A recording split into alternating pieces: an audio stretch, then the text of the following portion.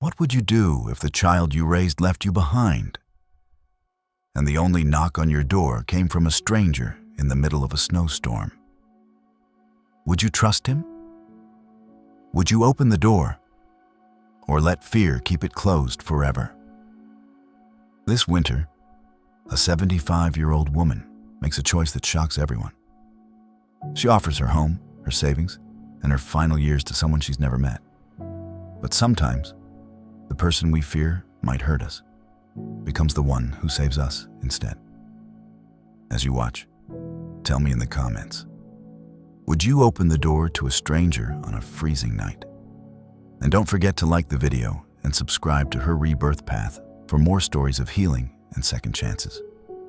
The first snow of the season had a way of softening the world in the small town of Willow Creek, Minnesota. It fell slowly, like quiet confetti shaken loose from the heavens, spreading across rooftops, fence lines, and the old dirt road that led to Margaret Lewis's wooden cottage. Inside, the 75-year-old woman sat wrapped in a thick wool shawl, her breath steady but faint, her hands folded over her lap as she waited for her turn on the local television broadcast. Margaret had lived alone for more than a decade, ever since the last thread connecting her to family began to unravel. Her home, though old, was filled with memories. The rocking chair her husband built in their first winter, the faded photographs of two daughters who once clung to her legs, the quilt she stitched through years of night shifts at the diner.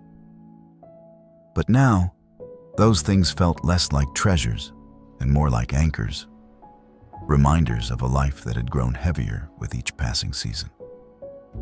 When the show's red camera light blinked on, Margaret straightened her posture, though her heart fluttered like a moth against glass.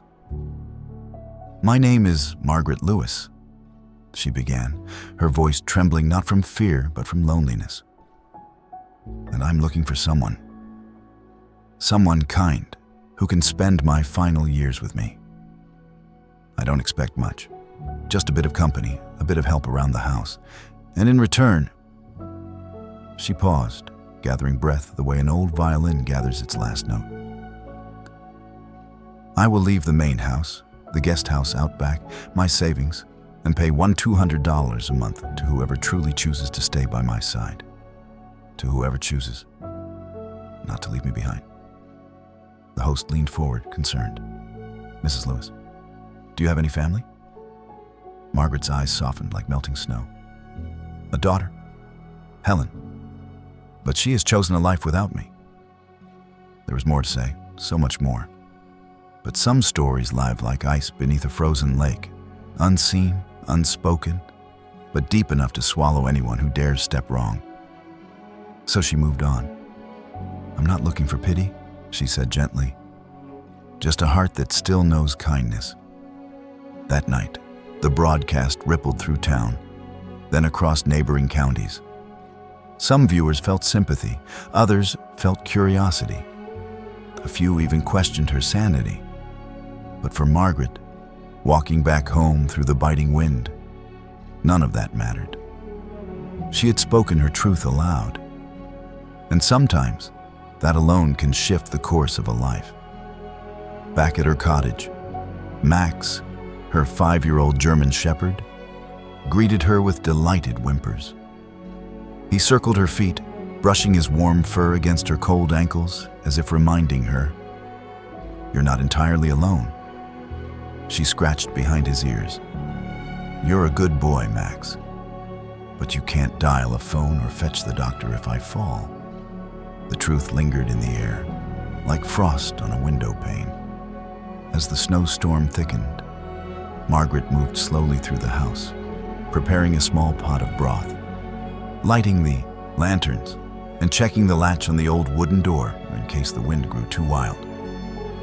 Occasionally, she caught herself listening, hoping for the impossible. Footsteps, laughter, or the familiar sound of Helen's voice.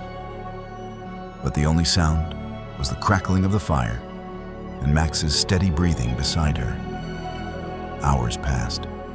The storm outside turned vicious, its icy fingers drumming against the windows like impatient visitors.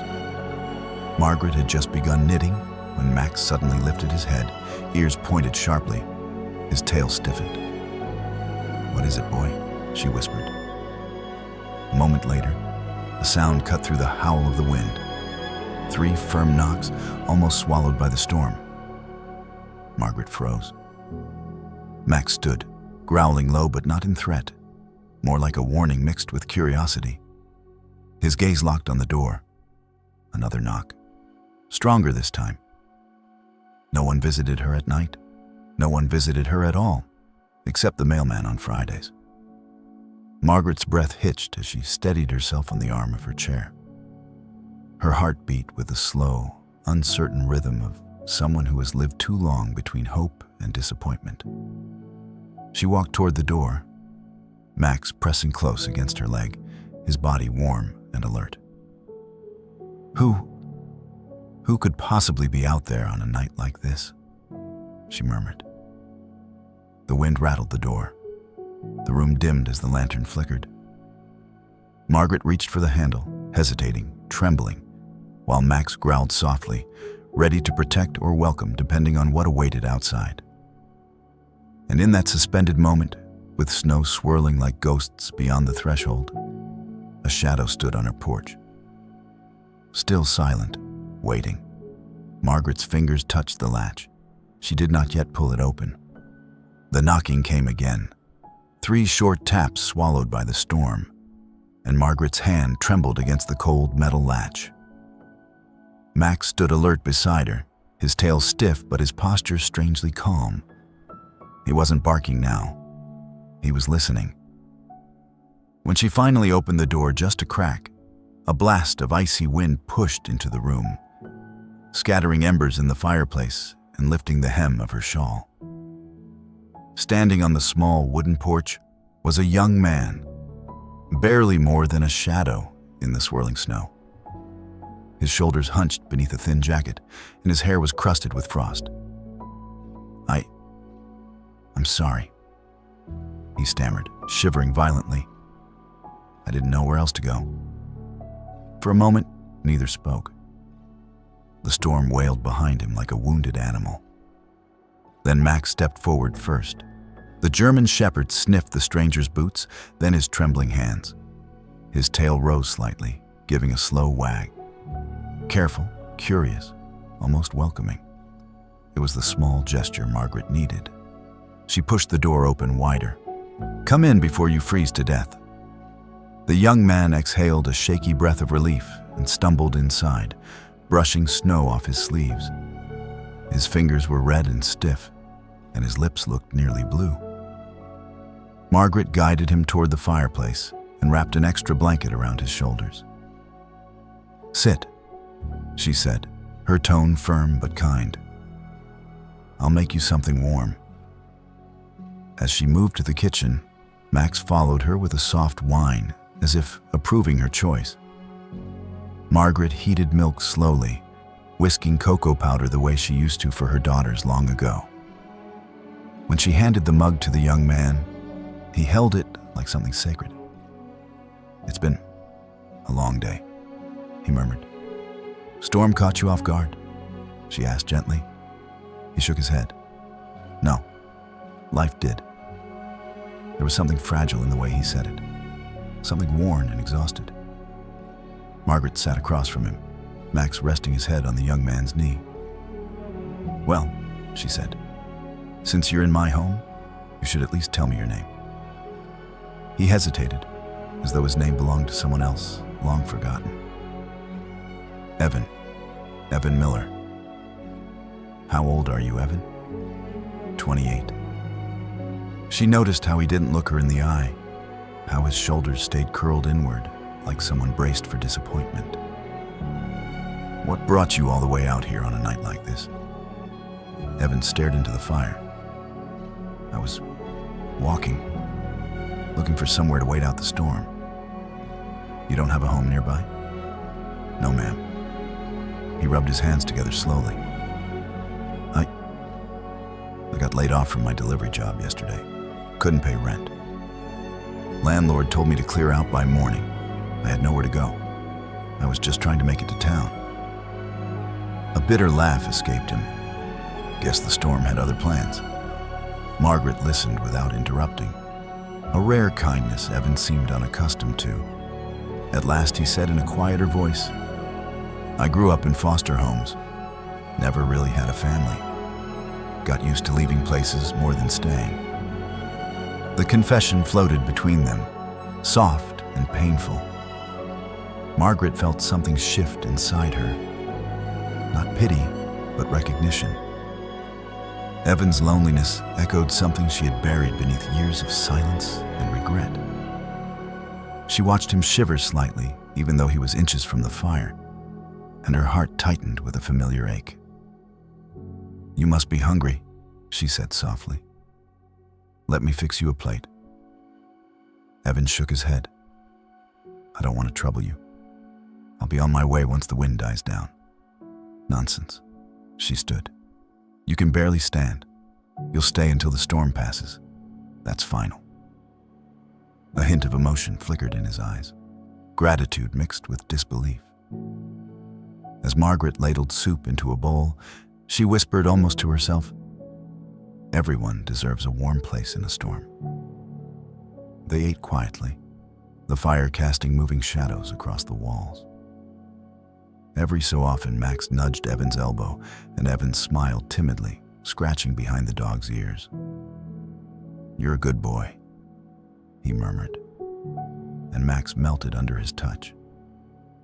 Something in the scene felt strangely right, two lost souls warming themselves by her fire.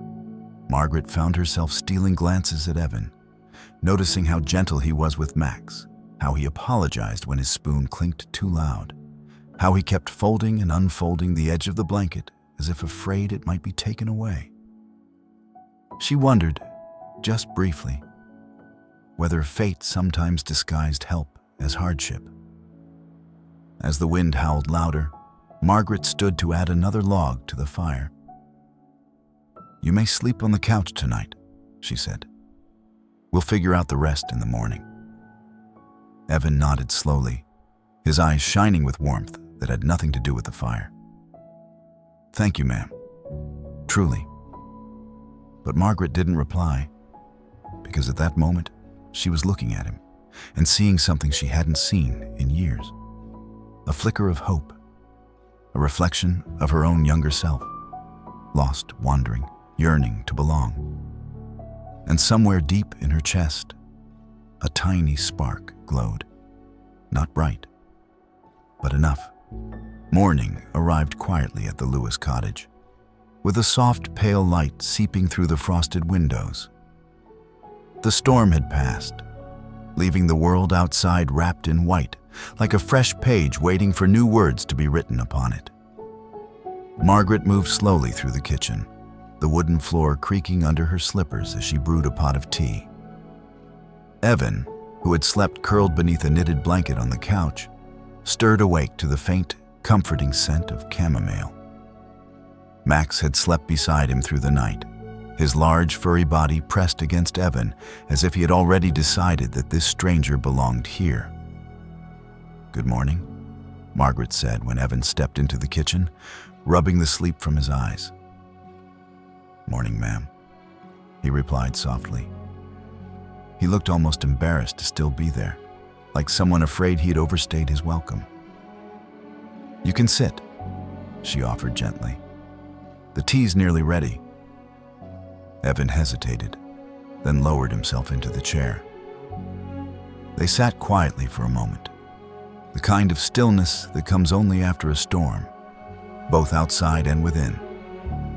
Finally, Margaret folded her hands and looked at him with a clarity that made Evan straighten. I have a question for you, she said. His breath caught. Yes, ma'am. Would you consider staying here with me? Not just for the storm, longer than that. Evan blinked, confused. I don't understand. Margaret took a deeper breath, as if gathering courage. I need someone to help me during the day.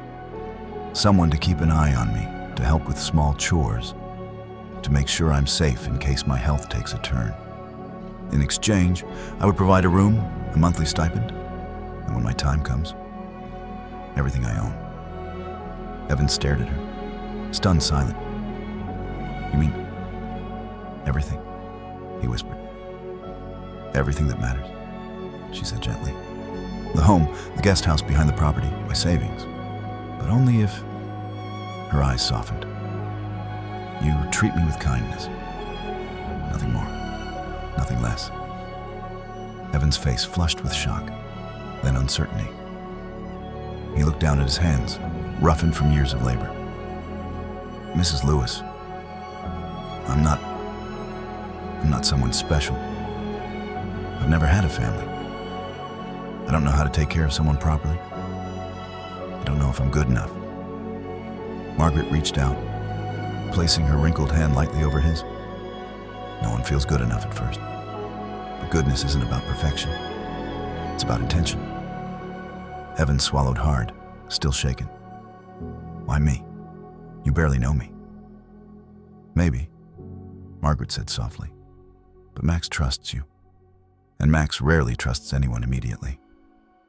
As if on cue, Max nudged Evan's elbow with his nose, tail sweeping the floor in slow, steady arcs. The moment broke whatever walls Evan still had left. He let out a shaky laugh. Traitor, he murmured to Max, who licked his hand in response. A week passed quietly, each day weaving Evan gently into the life of the cottage. He carried firewood inside before the cold settled in. He learned which herbs helped soothe Margaret's breathing. He stood beside her when she had coughing spells, rubbing her back just as she guided him through warming broths and simple recipes he had never learned as a child. Some afternoons, they sat by the window watching snow drift lazily across the fields. Evan repaired a broken hinge on the pantry door. Margaret taught him how to fold laundry to keep wrinkles from forming. Their conversations were simple at first. Weather, the town, Max's antics. But slowly, laughter began to return to the rooms that had long forgotten it. Each night, Evan found himself lingering in the living room instead of retreating to the small guest room Margaret had offered him. The firelight reflected in his eyes seemed to warm places inside him he didn't know were numb. On the 7th evening, after a shared meal of soup and bread, Evan leaned back in his chair, studying Margaret with quiet curiosity. Mrs. Lewis? He asked. Yes, dear. Evan hesitated, then spoke softly, almost afraid the question might hurt her. There's something I still don't understand. Why didn't you ask your daughter to stay with you instead? Why not choose family?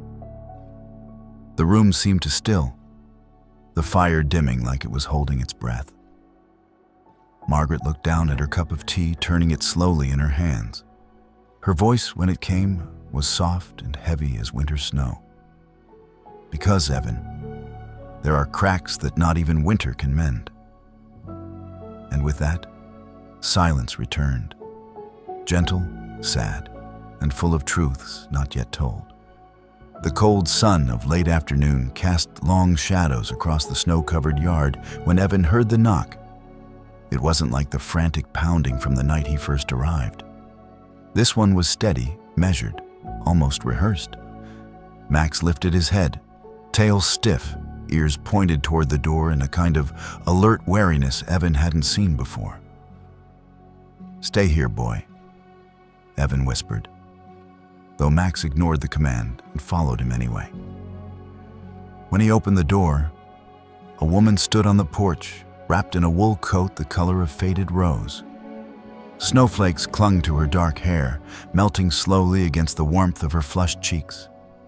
She looked younger than Evan expected, maybe early 40s. But her eyes carried years of storms. I'm looking for Margaret Lewis, she said quietly. Evan froze. You must be Helen, she finished for him. She forced a breath. Her daughter. For a moment, The world seemed to shrink to the small, snow-lined porch beneath their feet. Evan stepped aside, and Helen entered the warm cottage hesitantly, as if afraid the walls might crumble around her. Max trotted toward her, sniffing her boots curiously. Helen looked down, managing a fragile smile as she reached to pat his head. "Nice dog," she murmured.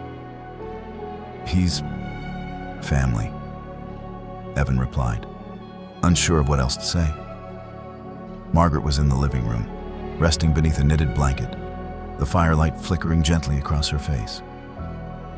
When Helen stepped into the doorway, the older woman's eyes widened as though she were seeing a ghost wrapped in winter air. "Helen," Margaret whispered. "Mom." The word trembled. Part anger, part sorrow, part longing. Silence fell between them like fresh snow, cold, quiet, concealing everything buried beneath.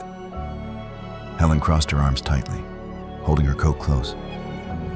"I heard you were looking for someone to take care of you, that you went on TV, that you offered your house, your money, to a stranger." Her voice cracked slightly. "To replace me." Margaret shut her eyes briefly, as though bracing for a blow she had expected but still feared. "Helen, it's not like that." "Isn't it?" Helen shot back. "You'd rather give everything to someone you barely know than ask your own daughter for help." Evan backed into the shadows of the room, unsure where he belonged in this moment. Max pressed against his leg, sensing tension in the air. Margaret's voice was soft when she spoke. "You made it very clear years ago that you wanted nothing to do with me." Helen let out a brittle laugh. "Because you left me when I needed you. When Dad died, I was drowning. I begged you to stay with me. And you..." Her voice wavered. "You told me to be strong, to handle it like an adult. I was 25, Mom. 25 and broken." Margaret's eyes glistened.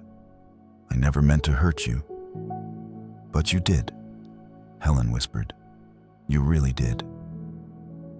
For a moment, the only sound was the crackling of the fire, like the house itself was trying to warm the cold years between them. "I didn't want your money," Helen said. "I still don't. I just didn't want you to give it all away. Not out of loneliness, not out of fear of being forgotten." Margaret reached for the blanket at her lap, fidgeting with its edge. "I wasn't trying to forget you, Helen. I was trying not to burden you. You never came back after that fight. You never answered my letters. I thought you hated me." Helen's shoulders slumped. "I didn't hate you. I just didn't know how to come back after feeling so abandoned." Evan felt something in his chest twist. He didn't know the whole story, but he knew what abandonment felt like. He knew how deep it cut, how long it lasted. He cleared his throat quietly. Maybe both of you were hurting in ways neither knew how to say." Helen looked at him, really looked at him, for the first time. Her eyes softened a little, enough to show the exhaustion of carrying old wounds too long. "You're the one she chose to leave everything to?" she asked gently. Evan nodded, embarrassed. "I never asked for it." "I know," Helen said, surprising him. "I can see that." She turned back to her mother, tears glimmering like a thaw beginning under winter ice. "Mom, I don't care about the house or the money. I care that you felt so alone you had to find a stranger to fill my place." Margaret's breath trembled. "I don't want someone to replace you. I only wanted someone to stay. Someone who wouldn't walk away again." Helen's face crumpled. For the first time, Evan saw not two enemies, but two hearts, bruised in different ways, reaching toward each other with trembling hands, unsure how to meet. He stepped back quietly, letting them have the room. Max followed, tail low, sensing the fragile peace forming like thin ice. In that moment, Evan realized something deeper than pain had filled the air. Hope. Small, trembling, but real. And he prayed that, somehow, it would hold long enough for the next storm to pass. The storm arrived without warning. An angry, roaring wall of white that swallowed the sky and pounded against the old wooden cottage like a drumbeat of urgency. By midnight, the windows rattled in their frames, and snow piled high enough to bury the porch steps. Evan had just finished stoking the fire when he heard it. A sharp, wheezing gasp from Margaret's room. He rushed inside. Margaret lay half upright, fighting for breath, her chest rising in frantic, shallow bursts. Her skin was flushed with fever, and sweat clung to her temples despite the freezing air seeping through the storm-battered walls. "Grandma?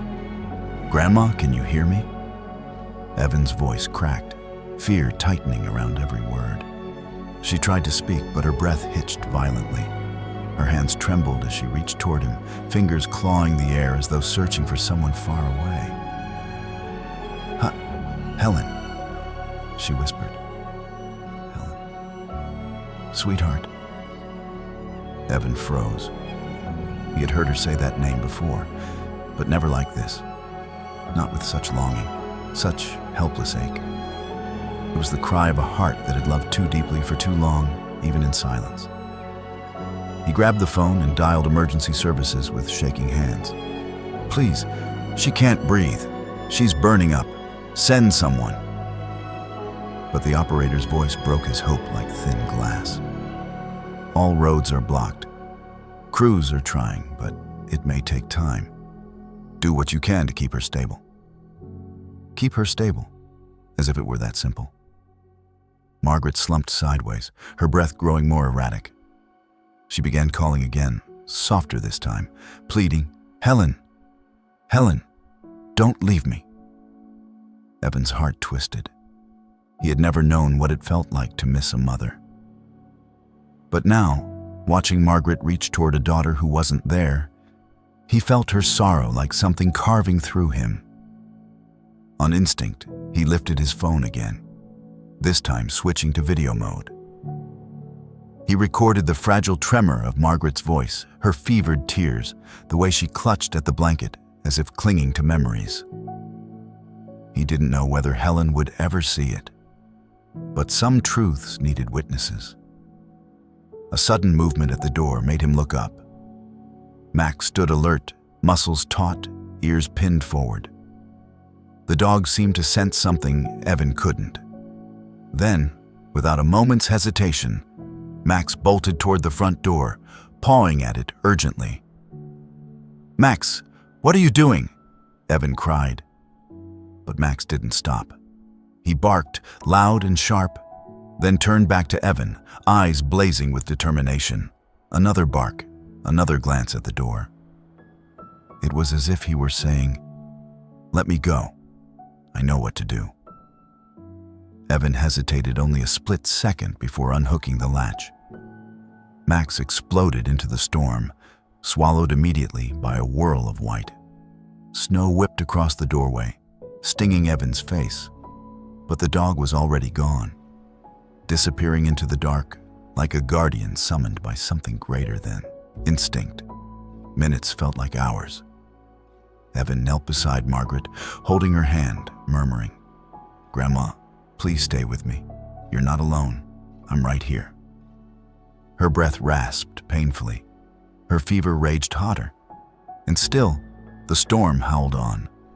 Then, through the blizzard's roar, Evan heard something faint. Sirens. Impossible. Roads were supposed to be blocked.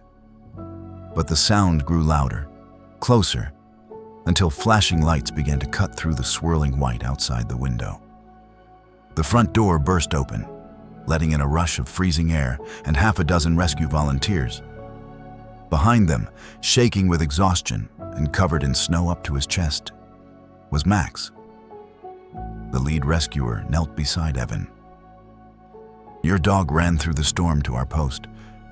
Wouldn't stop barking until we followed him. Smart boy. Saved her life. Max whimpered, pushing his cold nose into Evan's hand, as if asking if he had done well.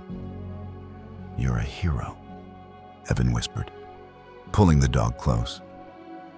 Margaret was lifted onto a stretcher. Evan held her hand all the way to the ambulance, whispering encouragements through his tears.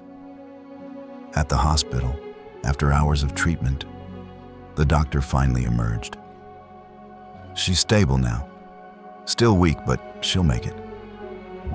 Evan exhaled a breath he didn't know he'd been holding.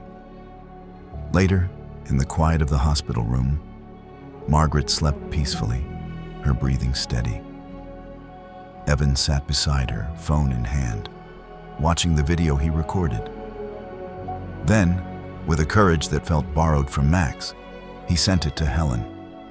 3 words accompanied the video. "She needs you." He didn't know if Helen would reply, but for the first time since he arrived in Margaret's life, Evan felt certain he had done something undeniably right. The winter sun hung low in the sky, casting soft streaks of gold across the hospital room where Margaret rested. The storm from the night before had quieted, leaving a stillness that felt almost sacred. Evan sat at her bedside, Max curled at his feet, while Helen stood near the window, her arms wrapped around herself as if holding together years of unspoken sorrow. Margaret stirred, her breath steadier now, though still fragile like thin paper touched by wind. When her eyes fluttered open, they softened at the sight of the 2 people standing watch over her, one by blood, one by grace. "I'm glad you're both here," she whispered. Helen stepped closer, brushing a hand through her mother's silver hair. "You scared us, Mom." Margaret smiled faintly. Life has a funny way of reminding us how precious time is. A long pause settled between them. It wasn't heavy this time, just full of everything they had finally begun to understand. Evan cleared his throat. "You should rest, Mrs. Lewis. Don't push yourself." Margaret turned her gaze toward him. Even in her weakness, there was clarity in her eyes. "Evan, dear, I need you both to listen." She shifted slightly, and Evan instinctively helped her sit up. Helen adjusted her pillows with gentle hands. Margaret took a slow sip of water before speaking again. "I've made a decision," she said quietly. Helen's brows furrowed. "About what?" Margaret reached for their hands, one on each side of the bed. "About my will, about what I want to leave behind." Evan froze. "Mrs. Lewis, please, you don't need to think about that right now." "But I do," she insisted softly. "Storms have a way of clearing what we've been avoiding." Helen swallowed, her eyes flickering with worry. "Mom," Margaret lifted a hand, stopping her. "Let me finish." The room fell into respectful silence. "I'm revising my will," she began. "The guest house and my savings. I want those to go to Evan." Evan's breath caught. No, Mrs. Lewis, I don't." "You will listen," Margaret said, her voice firmer than it had been in days. "You cared for me when you had no reason to. You stayed when the world gave you every excuse to walk away. You held my hand in the storm, and you helped me feel seen." Her voice softened. "And Max has already chosen you." At the mention of his name, Max lifted his head and gave a single thump of his tail, as if sealing the declaration. Margaret reached out to touch the dog's fur. Love chooses where it feels safe. Max made his choice long before I admitted mine. Evan felt tears welling. "I don't want anything from you," he whispered. I just want a family." Margaret squeezed his hand. "And you are part of one now." Then she turned to her daughter. "But the main house, the home your father built with his hands, that will go to you, Helen." Helen's lips parted in shock. "Mom, no, I can't. Not after everything." It belongs to you, Margaret said gently. Not because of obligation, because of love. A love I didn't always show the right way. She reached up, cupping Helen's cheek. I'm old, Helen, but a mother's love is never too late if her child comes home. That was all it took. Helen broke. Tears streamed silently down her face as she sank to her knees beside her mother's bed. I'm sorry for leaving, for staying angry, for letting the hurt grow so big it swallowed everything. Margaret brushed her thumb across Helen's cheek, wiping away tears like a mother wiping her child's face after a fall. You survived the only way you knew how. And now we begin again. Evan watched them, his own eyes shining, feeling a warmth he couldn't remember ever feeling in his life. He knelt too beside Helen, his hand still holding Margaret's. The three of them, bound not by blood alone, but by loss, forgiveness, and the fragile courage to love again, leaned together in a trembling embrace. Max nudged forward, resting his head in the space between them, completing the circle. Outside, snow began to fall again. Soft, gentle flakes drifting down like blessings from a winter sky, finally learning how to be kind. For the first time in years, the room felt full of hope, full of healing, full of a family rebuilt from the cracks of 3 lonely winters. Winter loosened its grip slowly that year, as though reluctant to release the small cottage that had for a time become a sanctuary of second chances. Snow still covered the ground in soft patches, but the icicles hanging from the roof began to drip steadily, tiny drops marking the quiet passing of time. Inside, the house felt different, not because furniture had been moved or walls repainted, but because it held laughter again. It held life again. Helen visited often, arriving with warm casseroles and scarves she knitted herself during long evenings. She no longer stood in the doorway, like a guest unsure of her welcome. She came in with the ease of someone reclaiming a home she once believed lost. Evan, meanwhile, settled into a new rhythm. Thanks to the volunteers who remembered Max's heroic dash through the storm, Evan was offered steady work helping at the local supply center. It wasn't glamorous, but it was honest, and he took pride in unlocking the warehouse doors each morning, knowing he finally had a place where he was needed. Every evening, he returned to the cottage, where Margaret and Max waited, one in her favorite armchair, the other sprawled like a fuzzy guardian at her feet. Evan would cook simple dinners, asking Margaret about her day, even though most of her days were quiet and gentle. She always answered with a smile. Her health declined slowly, but never sharply. It was the kind of fading winter gives, gradual, peaceful, as though preparing the earth for spring. One afternoon, as pale light streamed through the window, Margaret motioned for Evan and Helen to sit beside her bed. "You've given me more days of joy than I ever expected," she whispered. "Most people hope for riches. I simply hoped for company, for forgiveness, for a home where hearts stayed instead of breaking." Helen squeezed her mother's hand.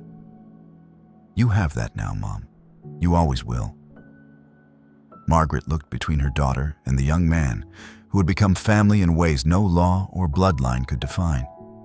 Her eyes shone with a sweetness that carried no fear, only gratitude. "You two," she murmured, "are my miracle." The words hung softly in the air, settling into the corners of the room like warm light. That night, the sky outside the cottage glowed with a rare winter calm. The wind stilled, as if listening.